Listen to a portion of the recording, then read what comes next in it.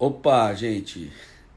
Oi, Onivaldo, por favor, agora vamos ver se dá certo. Estamos aí com as questões operacionais, mas já são 19h22. Vamos agora iniciar esse nosso bate-papo. A gente tem tido, gente, essa grande preocupação nas nossas redes sociais de estar comunicando, debatendo, discutindo essa grande tragédia que está acontecendo no Brasil, sanitária, porque essa é uma pandemia que já matou mais de 210 mil brasileiros. Estamos agora num momento celebrando, sem dúvida nenhuma, esse momento que a ciência, né, quem acreditou na ciência e quem acredita na ciência está podendo vivenciar agora esse momento que o país começa a campanha de vacinação, mas ainda com muitos problemas, né? Hoje o dia todo foi esse vexame que nós estamos passando com as vacinas que foram compradas da Índia, que o Instituto Serum não enviou essas vacinas para o Brasil ainda, com a situação do ingrediente farmacêutico ativo que tanto tem que vir para o Instituto Butantan como para a Fiocruz, para que a gente possa continuar produzindo vacinas no Brasil, para que a gente possa dar resposta a essa pandemia. E aí eu recebi um convite muito especial do meu querido amigo Ronivaldo Maia, nosso vereador de Fortaleza, que quer debater um pouco aqui com a gente sobre esse tema, tá?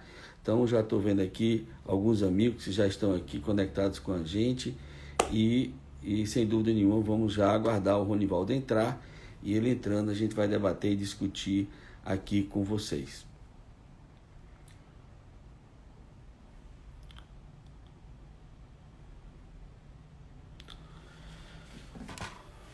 Bom, quais são as questões que estão colocadas para a gente agora, frente a essa questão da pandemia? Primeiro, é muito importante a gente ter clareza da forma como a gente está enfrentando a pandemia, né? Inclusive agora o vexame também da gente estar vivenciando, em pleno século XXI, a gente perder entes queridos, né, por falta de oxigênio, como é o caso da Amazônia. Então, qual é o contexto que a gente pode contextualizar aqui no Brasil a questão da pandemia da Covid-19? Primeiro, desde o início da pandemia, ao enfrentar a pandemia, nós estamos diante de uma situação com algumas crises muito graves, né? Ou seja, uma crise econômica, quando a gente iniciou o enfrentamento da pandemia no início de 2020, nós estávamos com 12 milhões de desempregados, uma crise política tensionada, né, pela tensão, né, inclusive dentro de uma tensão institucional entre o Poder Executivo, Legislativo e Judiciário. Isso foram vários eventos importantes, né? E no meio disso uma crise institucional profunda, porque o próprio governo produziu essas crises institucional quando, no enfrentamento da pandemia, nós tivemos a troca de 3 ministros, né? E por último, o ministro que está no momento agora exercendo o cargo já mostrou por várias razões a incompetência técnica, né? A incapacidade técnica dele de dar respostas de forma coerente, de capacidade de articular o SUS. O SUS é, acima de tudo, uma grande articulação interfederativa envolvendo a União, os estados e os municípios, né? E isso nós estamos, nesse momento, presenciando exatamente essa incapacidade do governo federal de construir essa articulação interfederativa. Então, no meio disso, nós estamos a ausência dessa articulação nacional, né, do governo federal em articular sistemicamente o SUS, negando a pandemia, negando a ciência. O Brasil, ao longo desse ano de 2020, foi perdendo várias oportunidades de se articular globalmente dentro das várias iniciativas que foram construídas para dar resposta na questão das vacinas, né? Basicamente, e aí restou ao Instituto Butantan, liderado aí pelo governo de São Paulo, que o Instituto Butantan é vinculado ao governo federal, e a Fiocruz, no caso, ligada ao Ministério da Saúde. A Fiocruz tomou essa iniciativa dentro já da sua grande vocação secular de produção de vacinas, que, numa articulação com a Universidade de Oxford e com a AstraZeneca, participou, então, desse esforço global da produção da vacina da AstraZeneca, né, em 3 momentos importantes. Primeiro momento, recebendo a vacina, né, e que essa iniciativa de comprar 2 milhões de doses de vacina. Essas doses, elas estão vindo para o Brasil do Instituto Serum da Índia, e isso é um desafio agora, inclusive, frente, né, o desafio dos países de estar garantindo a sua vacinação, que essas vacinas venham para o Brasil, né? O segundo momento, tanto para a Fiocruz como o Butantan, que é a vinda do ingrediente farmacêutico ativo, para que a gente possa, a partir daí, vazar a vacina em solo brasileiro e distribuir para a população. E, no terceiro momento, a nacionalização, internacionalização, a nacionalização, ou seja, internalização da vacina no Brasil, com a produção do ingrediente farmacêutico ativo aqui no Brasil. Então, isso é um momento importante que a gente debata isso com a sociedade, esclarecer isso para todas as pessoas. E, então, estou aguardando aqui o nosso querido Ronivaldo Maia para que a gente possa debater e discutir aqui com vocês esse assunto.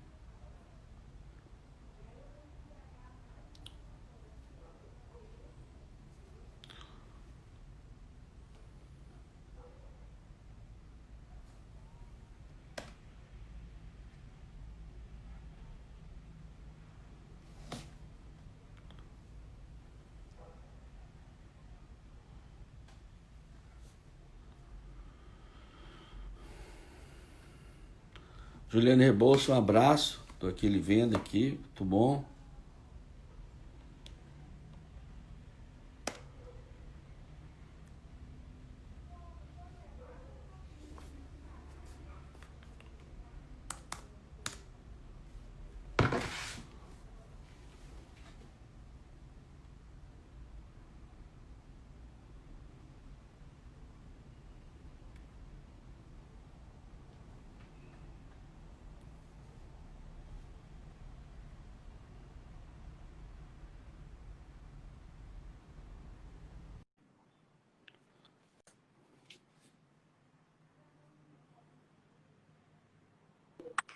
Opa, o homem entrou agora! Vixe, rapaz. Rapaz, Muito bem. Rapaz, agora eu fiquei animado aí com a sua chegada. Dorico, eu Estamos aqui. aqui apoiando tecnologicamente, mas agora a gente já conseguiu se ajustar. Bom, você está me escutando bem, querido Dorico? Estou escutando bem, muito bem. Pois eu vou direto ao assunto. Primeiro dizer que fico lisonjeado de estar. Você me recebeu, até porque eu estava enganchado aqui. A tecnologia às vezes tem disso. Para dar tudo certo, mas faz parte, às vezes, complicar. E nós estamos mais esse encontro ao vivo, discutindo na nosso horizonte vacina para todos. Você, o Dorico, dispensa a apresentação, já se apresentou, mas eu faço muito gosto de lembrar que eu, Dorico Monteiro, médico, pesquisador da Fiocruz, professor da universidade, militante, defensor, construtor do SUS, faz parte, inclusive, num momento desse que a gente se depara de uma pandemia que está em curso, festejamos nesse início da nossa semana, no domingo, pós a aprovação da Anvisa de 2 das vacinas autorizadas, eu vou direto ao assunto com você. Sobre a segurança e a eficácia, que é o que, nesse momento, a gente pode, no melhor dos sentidos, tá dando de segurança para a população. Você, o que é que você pode nos dizer sobre a segurança e a eficácia dessas 2 vacinas que a Anvisa autorizou? Ronivaldo, a primeira coisa importante, né? Mais uma vez, prazer e satisfação de estar debatendo esse assunto com você. Eu acompanho o Programa Nacional de Imunização. O nosso Programa Nacional de Imunização, o nosso PNI, é um dos programas mais robustos e um dos melhores programas de imunização do mundo. Isso é muito importante a gente ter certeza disso. Inclusive, quando para você ter uma clareza em relação a isso, todos que não estão nos acompanhando, quando teve a Copa do Mundo na Alemanha, estava tendo surto de sarampo na Alemanha. E a gente já, naquele momento, já tinha aqui, e hoje o Brasil tem feito um esforço enorme, por exemplo, de garantir uma grande carteira de imunização. Por que eu estou dizendo isso? Para dizer que quando a Anvisa ou qualquer agência internacional, como é o caso da agência europeia, né, de vigilância sanitária, agência americana, elas já liberam essa vacina com a garantia de eficácia e segurança. Então, isso é para ninguém ter dúvida em relação a essa vacina e que a gente enfrente qualquer tipo de fake news em relação a essas vacinas. Então, a primeira coisa é isso aí. A segurança é uma das coisas mais importantes na vacina. Uma vacina, para ser feita, ela tem um percurso, um ritual, né? Primeiro você encontra a molécula, depois se faz exames que a gente chama de pré-clínicos em animais, ela produz a garantia que vai produzir a imunidade, né? E isso é muito importante. Depois você testa ela, principalmente para ver a questão da segurança, toxicidade, e depois você faz os testes em fase 1, fase 2 e fase 3, e isso, quando é aprovado por agência, você já tem ali a eficácia comprovada. Por que muda a eficácia de vacina para vacina? Porque cada vacina tem, de certa forma, uma eficácia própria dela. E Ronivaldo, se estabeleceu que qualquer vacina que tenha uma eficácia acima de 50%, ela deve ser indicada, tá certo? Para a população. Mas 50% é muito importante, porque também não é só a questão de que você, ao tomar a vacina e entrando em contato com o vírus, não fique doente. Mas é também um fator de proteção, e isso foi comprovado em todas as vacinas, no caso da vacina da Sinovac, né, da Coronavac, é 50,34% de eficácia, e a da Fiocruz, 73%. Mas as duas protegem igualmente quando, se a pessoa tiver o vírus e desenvolver a doença, não vai evoluir para a forma grave da doença. Isso é muito importante, e isso é muito importante por quê? Porque quando a gente está construindo medidas de saúde pública em enfrentamento a epidemias, a coisa mais importante é evitar a morte.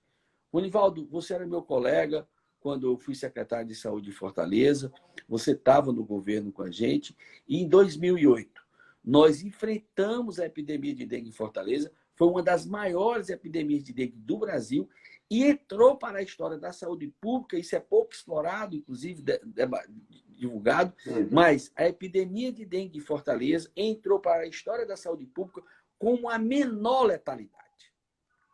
Menor letalidade. O que é a letalidade? É a quantidade de pessoas que adoecem frente à quantidade de pessoas que morrem. Ou seja, foram 31 mil casos e 13 óbitos. Isso é muito importante. Aliás, porque logo em seguida nós tivemos epidemias em Fortaleza com menor número de casos e com 3 vezes a quantidade de óbitos. Então, isso é muito importante, porque foi a estratégia que nós adotamos naquele momento do enfrentamento da pandemia, fazendo o diagnóstico diferencial entre dengue grave e dengue leve, conseguindo hidratar as pessoas nas unidades básicas de saúde, dotando e capacitando todos os profissionais de conhecimento, enfrentando fortemente o campo, ou seja, com atividades de campo, para que a gente pudesse diminuir a redução da população de mosquito. E isso foi muito importante. Você criou uma condição na cidade que a redução da letalidade. Ou seja, o nosso desafio hoje é reduzir a mortalidade da população nessa pandemia, que, infelizmente, pela incompetência do governo federal, pela incapacidade do governo federal de coordenar e pelo negacionismo do presidente da República, nós vamos entrar para a história da saúde pública mundial como sendo a pior resposta de um país a essa pandemia, que é o caso do Brasil. O Brasil vai entrar para a história com isso, com a maior letalidade. Nos Estados Unidos já morreram mais pessoas do que no Brasil, mas como a população americana é maior do que a nossa, a letalidade brasileira vai entrar para a história como uma das maiores letalidades nessa pandemia. Por isso, a sua pergunta.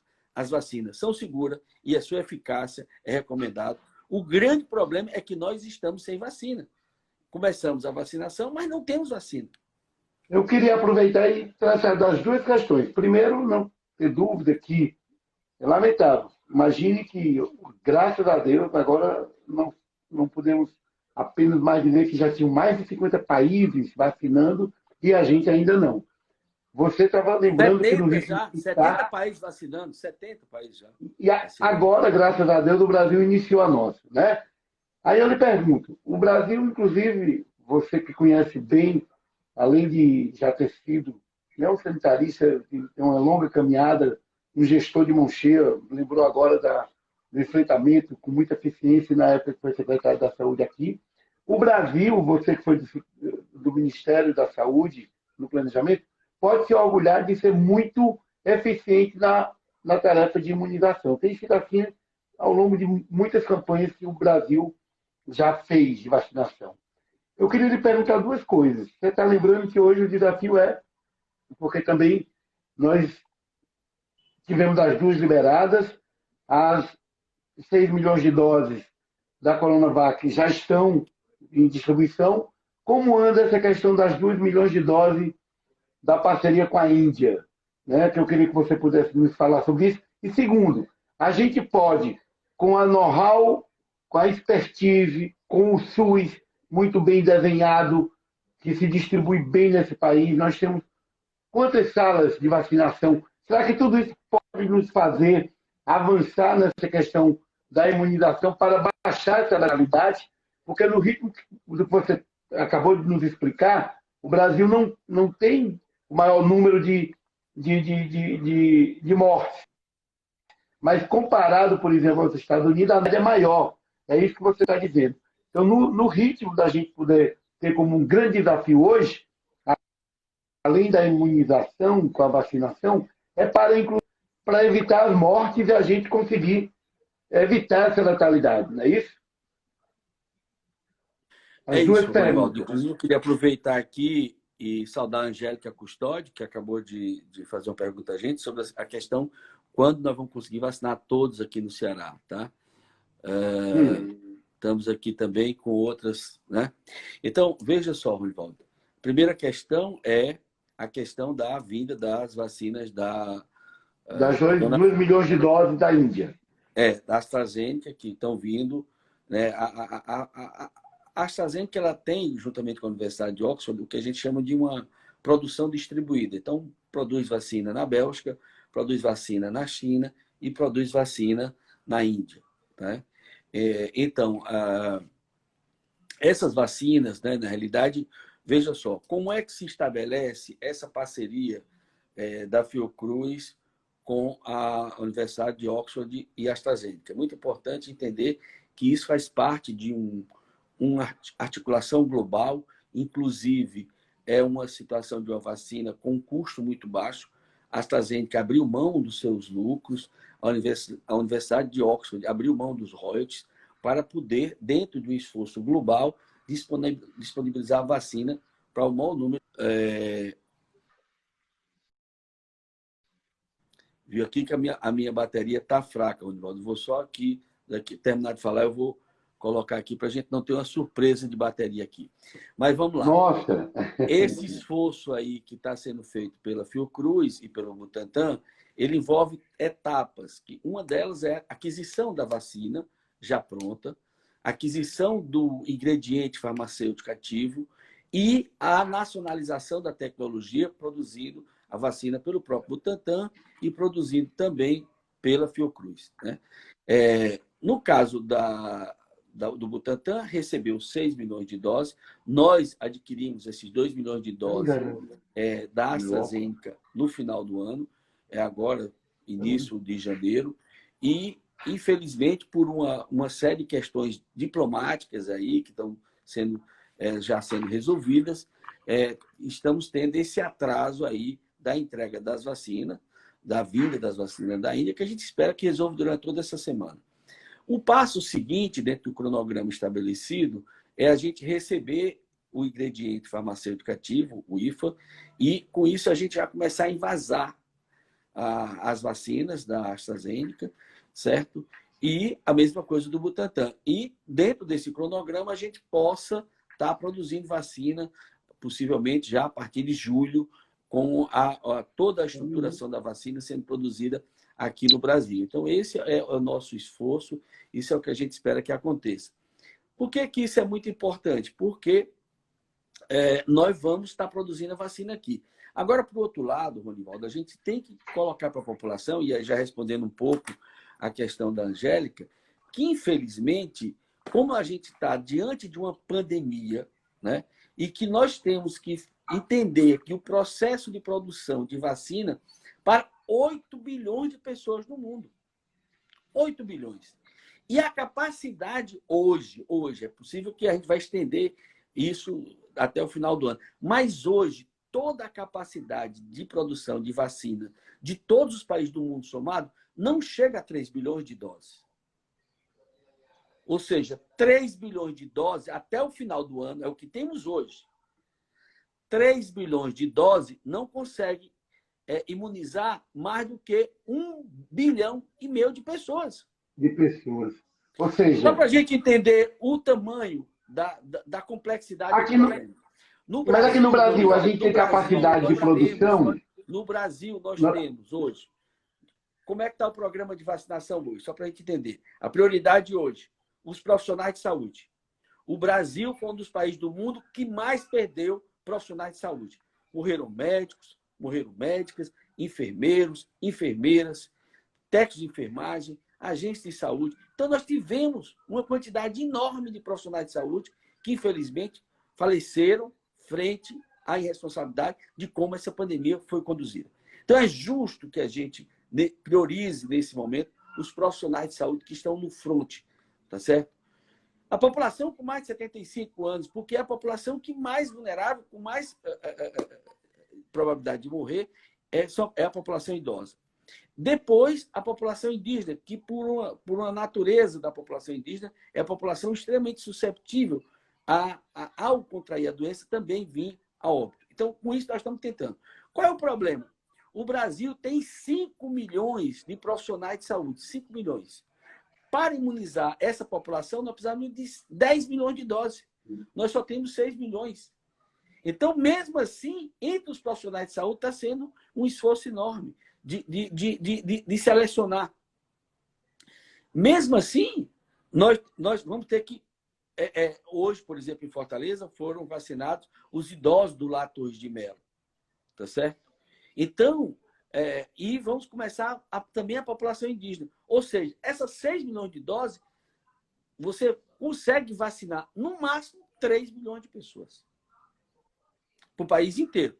E é entendendo que São Paulo ficou com 1.500.000 doses. Então, o resto do país inteiro só foi distribuído 4,5 milhões. Agora, é importante a gente entender que por que está acontecendo isso? Pelo negacionismo do presidente da República, pela crise institucional produzida pelo presidente, 3 ministros no meio da pandemia, pelo negacionismo da ciência, e desde maio, que vários países do mundo estão conversando com as várias empresas produtoras de vacina no mundo. Os russos deram resposta, né? Já com a própria vacina deles. A Moderna americana já estava com a molécula pronta em fevereiro. Desde agosto, que a Pfizer tentou conversar com o governo brasileiro. Ou seja, as várias alternativas que o governo podia ter ido atrás, inclusive a Organização Mundial da Saúde, fez uma articulação global, né? E o governo rejeitou só por último que aceitou, ficando na rabada com uma quantidade pequena de doses, né? Ou seja, foi o esforço do Instituto Butantan e o esforço da Fiocruz, que, evidentemente, que a Fiocruz, com apoio do Ministério da Saúde e o Butantan, com apoio do governo de São Paulo, que fez com que a gente não ficasse totalmente à margem, né? Das alternativas de vacina. E agora estamos enfrentando esse impasse diplomático, que é a Índia liberar os 2 milhões de doses para a Fiocruz e a China mandar o IFA, o ingrediente farmacêutico ativo da fábrica da China, da AstraZeneca, ou seja, vai vir da China, e para o Instituto Butantan, para que a gente possa aumentar a quantidade de vacina disponível no Brasil. Então, nós estamos aí diante de mais uma crise, entre tantas outras, que é um impasse diplomático. Evidentemente, com pressões que a gente tem que entender isso. Já fica entendido naturalmente que esse país que dispensa a Fiocruz e o Butantan está aí. Não tiveram foi as condições, principalmente a partir das posturas do governo federal, que fez com que a gente ficasse muito atrasado.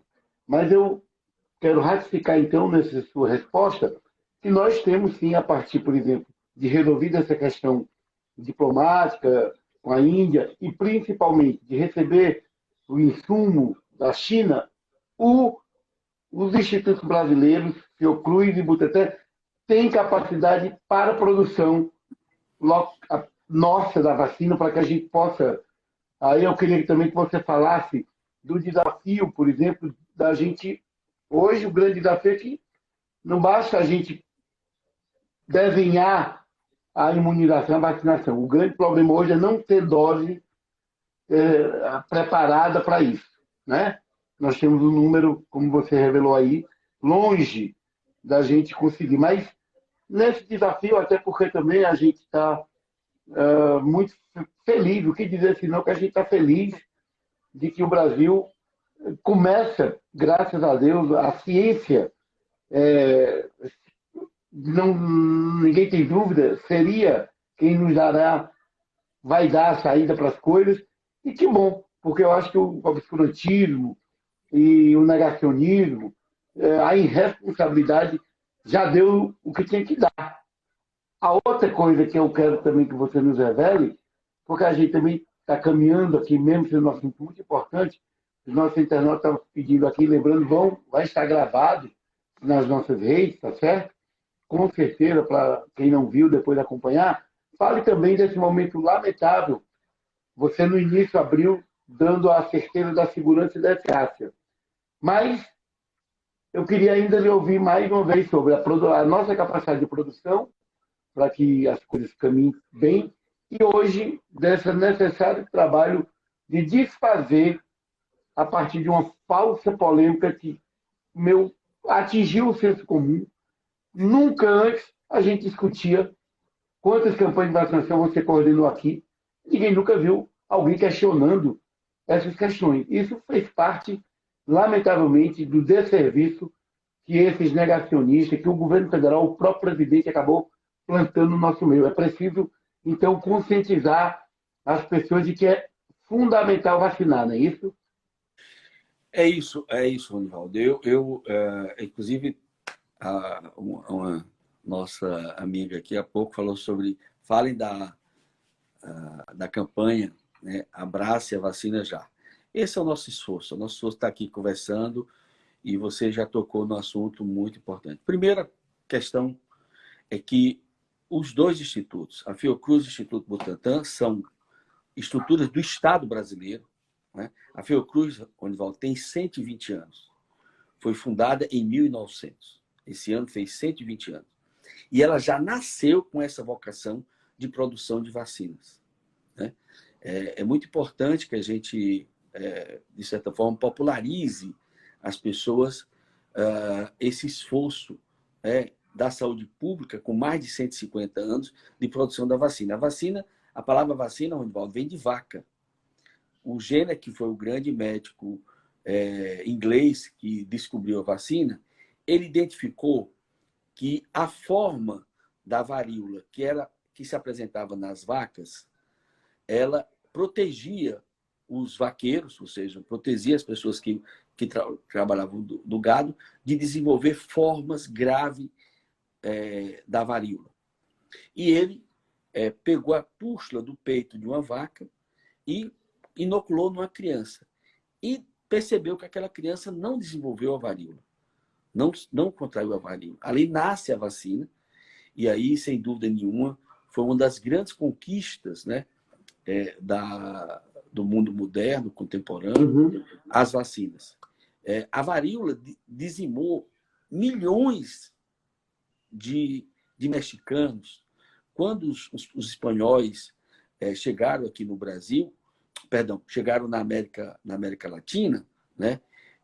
Eles usavam, inclusive, a varíola como uma arma química. Eles pegavam os cobertores, as cobertas de pessoas que tinham varíola, que muitos se curavam, e passavam para os nativos, astecas, os incas, certo? Os maias, e eles não tinham imunidade. Por isso, porque a população indígena, várias dessas doenças são vulneráveis, porque eles não têm esses anticorpos para um conjunto de doenças que a sociedade ocidental tem. Isso é muito importante para a gente entender, né, que a vacina foi uma grande conquista. Nós conseguimos erradicar a varíola. A varíola foi responsável por grandes pandemias. Grandes pandemias. A peste negra, que de 1348 a 1350, dizimou metade da população do planeta. Começou a dizimar na China, depois veio para a Europa. Então, a gripe espanhola no Brasil, e já naquela época você tinha os negacionistas também. Aliás, é muito interessante falar isso. A caipirinha nasceu com a gripe espanhola. Porque, na época, esses meio que estão prescrevendo cloroquina, tinha aquele mesmo. Aí eles prescreviam que, para resolver o problema da febre da gripe espanhola, era cachaça, mel e limão. E alho. E nunca salvou ninguém, né? Quando terminou a pandemia, tiraram o alho, porque o alho realmente, né, não é tão agradável para você beber assim. Ficou mel, limão e cachaça. Aí nasceu a caipirinha, né? De uma prescrição mal sucedida. Então, é lamentável, inclusive, que alguns médicos, eu tenho visto, inclusive, comentários, né, têm insistido em prescrever medicamentos que não têm comprovação científica, inclusive alguns tentando ideologizar a questão da vacina. A vacina é ciência, não dá para você, seja de direita, seja de esquerda, seja de centro, todo mundo tem que se beneficiar com a vacina, tá certo? Então, dos 47 anos do Programa Nacional de Imunização, eu fui secretário de Saúde 20 anos. E tivemos conquistas importantes da vacinação no Brasil. Seja em Capuí, quando eu fui secretário. Quando eu comecei a trabalhar em Capuí, Ronivaldo, eu ainda era estudante de medicina, andava com isopor nas costas, vacinando criança, vacinando gestante. Em Quixadá. Depois foi Quixadá. Depois Sobral. Fortaleza. Eu quero aqui fazer uma homenagem especial aos milhares de brasileiros que estão nas salas de vacinação, as enfermeiras e os enfermeiros que estruturaram uma mega rede de frios nesse país. A gente chama rede de frios, são as geladeiras. Eu, quando era estudante de medicina, cheguei a encontrar unidade de saúde, vacina e comida na mesma geladeira. A geladeira de vacina é sagrada, ela só pode ter vacina e alguns recipientes com substâncias que possam sustentar, numa queda de temperatura, numa queda de energia, manter a temperatura do paciente. E você tem que 2 vezes por dia anotar na porta da geladeira, no lado da geladeira, a temperatura da vacina, da geladeira, para que você possa controlar a qualidade da vacina. Isso é muito importante. E isso está estruturado no Brasil. E agora, no enfrentamento de uma pandemia dessa, você achar que pode acontecer de que a pessoa tomar uma vacina virar um jacaré, é uma picaretagem. É uma irresponsabilidade. Só um momentinho. Dorico, eu quero dizer que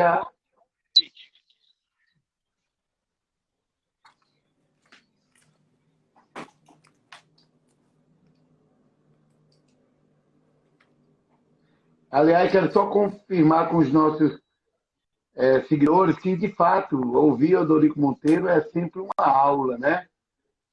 da nossa parte, eu, inclusive, na condição também de vereador, tenho feito um esforço lá na Câmara para a gente colaborar. Eu vi que você foi pegar a bateria, o Eu vim carregador, aqui para para não garantir ficar. a nossa autonomia energética.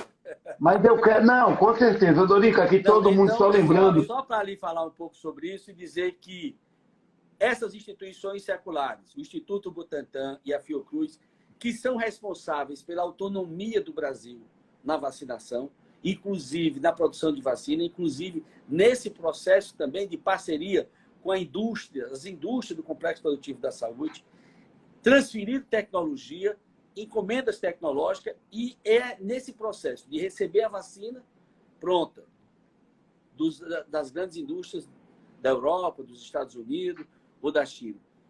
Depois, invasar e depois internalizar, nacionalizar a tecnologia.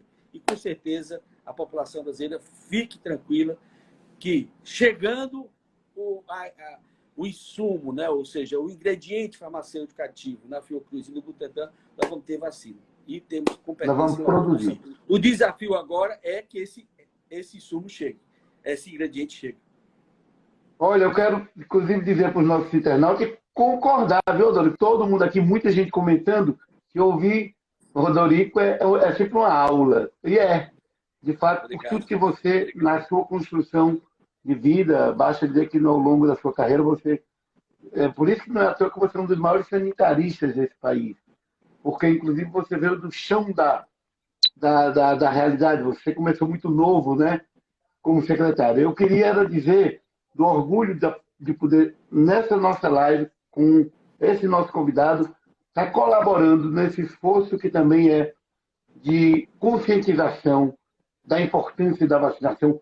Nós estamos virando a página, é a luz clareando, né, essa fase de obscurantismo, já que a gente está pagando um preço caro já pela irresponsabilidade de governantes, infelizmente, como o nosso presidente. Mas eu quero lamentar, Dorico, eu, por exemplo, estava aqui organizado, a internet atravessou um pouco, atrapalhou. Eu quero já lhe agradecer. Eu sei que algumas pessoas vão dizer, porque realmente é sempre um privilégio me ouvir.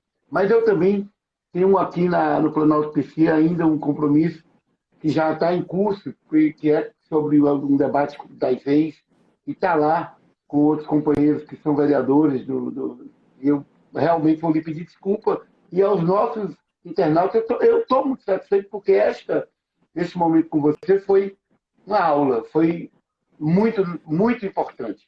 Muito importante. Olivaldo, eu Eu, queria só na verdade, chamar a queria lhe atenção de agradecer, três queria lhe questões chamar para suas importantes aqui. considerações e lhe agradecer Pronto. pela sua presença nesse nosso debate.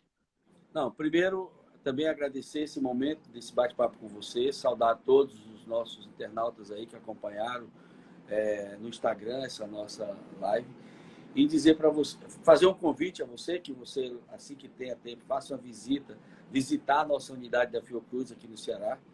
Nós estamos construindo a primeira fábrica de vacina da Fiocruz fora do Rio de Janeiro. Nós já estamos com terreno, já foi feita a terraplanagem, está se concluindo o projeto e em breve a gente está licitando. Isso vai ser muito importante porque a fábrica de biomanguinhos do Ceará vai estar integrada com a fábrica de biomanguinhos do Rio de Janeiro e é exatamente aumentando a nossa capacidade, a capacidade da Fiocruz de produzir vacinas para que a gente possa enfrentar pandemias como essa agora no futuro. Eu diria assim, Ronivaldo, tem um americano que diz a gente tem que ter certeza de três coisas, da morte, dos impostos e das pandemias. Ou seja, só agora no século XXI nós já estamos na terceira pandemia, ou seja, a H1N1, agora essa, né? Tivemos outras pandemias no século XX, várias, né? Então isso é muito importante e só a tecnologia é ciência. A Fiocruz do Ceará também, durante a pandemia, nós construímos uma central analítica. Essa central analítica que a gente construiu, ela está produzindo exames de RT-PCS para o Brasil inteiro, inclusive para Santa Catarina, Rio Grande do Sul, Minas Gerais, Sergipe. Isso é importante. Essa central foi construída com apoio do Todos pela Saúde, do Banco Itaú. Ela tem várias máquinas que vieram da China de avião, tem algumas máquinas também que são americanas. americana, e nós, conjuntamente, Fiocruz, Ministério da Saúde, OPAS, IBGE, nós vamos estar realizando agora um grande inquérito nacional. São 600 mil amostras que vão ser colhidas. Essas amostras foram estratificadas pelo IBGE para que a gente possa entender na população o que já teve de contaminação da população, ou seja, quantas pessoas já tiveram a sua imunidade. Isso vai ser muito importante para acompanhar as pessoas durante a vacina, uma espécie de uma linha de base para que a gente possa fazer o segmento da eficácia da vacina para o futuro, porque nós temos muita coisa que aprender também nessa quarta fase da vacina. Uma vacina ela é produzida em 3 fases, mas tem uma quarta fase dela, que é a fase de escala de milhões de pessoas que passam a receber. Inclusive, é muito importante, porque até hoje, de todas as vacinas que foram aplicadas no mundo, já foram aplicadas mais de 60 milhões de doses, não teve nenhuma reação, o que mostra grave, o que mostra a segurança da vacina. E a outra questão importante é falar para a população de que a chegada da vacina não é o fim da pandemia. Primeiro, porque nós vamos demorar mais de um ano para vacinar todos. Outro recado necessário, né? Se eu não Isso é ter dúvida fundamental. que precisa Tem algumas continuar. Coisas. Primeiro, quem teve a Covid, vacina. Nós estamos aprendendo todo dia com essa doença. A gente não sabe ainda as cepas que possam vir a acontecer novas e que possam produzir mutações e que necessitem de novas vacinas. Por que a gente toma vacina da gripe todo ano? Porque todo ano é pesquisado a cepa de mutação do vírus da gripe H1N1 e é produzido vacina nova para aquela cepa que está circulando. Então, agora nós estamos começando a produzir a vacina que vai ser aplicada em abril. Então, é muito importante a gente entender que a chegada da vacina não é o fim da pandemia. Então, nós vamos ainda continuar usando máscara, nós vamos continuar usando ainda o álcool em gel, nós vamos continuar mantendo o distanciamento social e entendendo que a chegada da vacina não é o fim da pandemia. A Inglaterra começou a vacinar em dezembro e já esse ano, em janeiro, fez lockdown para reduzir o contágio. Então, são essas as considerações que eu queria fazer. Prazer, satisfação de estar compartilhando esse momento com você. Saudar todos os nossos amigos, seus amigos que estão acompanhando, os nossos amigos, e dizer que estamos à disposição para outro diálogo como esse. E fica aqui o convite que você vá visitar a nossa sede da Fiocruz, lá no Eusébio. Com certeza. Aliás, muito orgulho, iremos sim. Nós vamos seguir, além de agradecer, faço muito gosto de, nessas lives, a gente estar, por motivo de orgulho, a gente construir. Você, então, desde o início de 88, já era um consultor do SUS e a gente, como brasileiro, só tem mesmo aqui, inclusive, agradecer a personagens, a médicos, a pessoas tão comprometidas como o senhor médico, pesquisador, Odorico Monteiro. Muito obrigado, boa noite. Eu vou aqui me despedindo porque tenho esse compromisso. Um grande abraço. Você é meu convidado, mas eu que estou nos acompanhando. Um grande abraço, um grande prazer. Não esqueça de salvar, de deixar salvo o vídeo. Vou salvar, porque nós estamos vou salvar agora. nas suas redes, tá bom? Tá, abraço, beijo para todos e todas. Tá. Tchau. Um abraço.